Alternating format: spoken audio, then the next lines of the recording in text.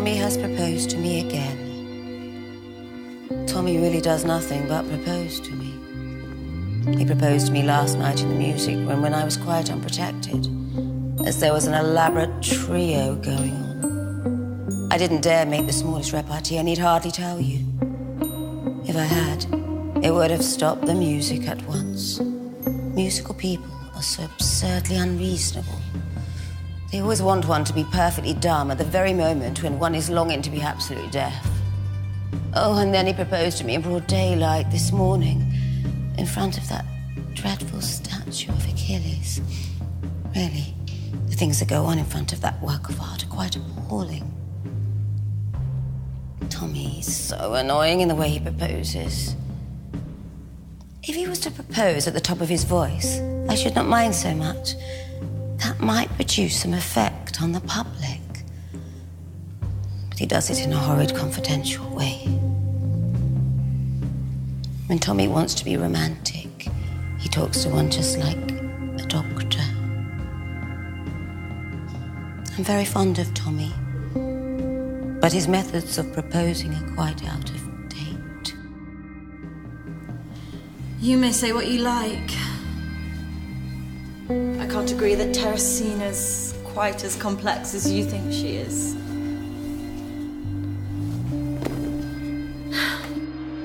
The man's asleep again. Flirting with the two of them. Spinning like a planet between her two poles. Here I am left alone. Although this place is beautiful. Art. Pictures, statues, porcelains, but that's not enough. There's no life.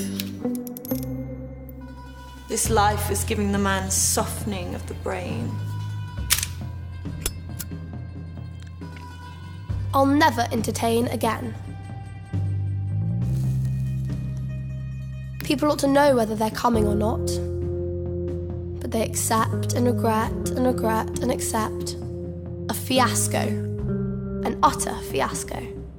They drive me wild. After this, I'm going to live for myself.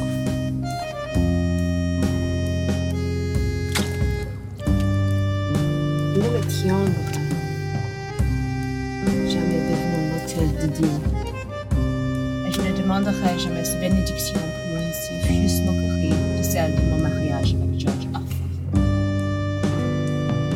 Comment pourrais-je promettre d'aimer l'homme qui je déteste, donnerai lui qui t'adonnerait? Non, le mariage, c'est la personne qui aime. C'est pas comme lui, c'est comme moi. I was jealous of every woman my first husband looked in the face. He was a portrait painter. The ideal man should talk to us like we're goddesses, but he should treat us like we're children. He should refuse all of our serious requests and gratify all of our whims. He should always say much more than he means. He should always mean much more than he says. And when we ask him a question about anything, he should always give us an answer all about ourselves. And he should invariably praise us for all the qualities that he knows we have not got. But he should never believe that we know the use of useful things, because that would be unforgivable. My second husband suffered tortures of his own jealousy of your grandfather. That was premature but prophetic. For your dear grandfather was our neighbor in those days, and he used to stand and look at me from his balcony.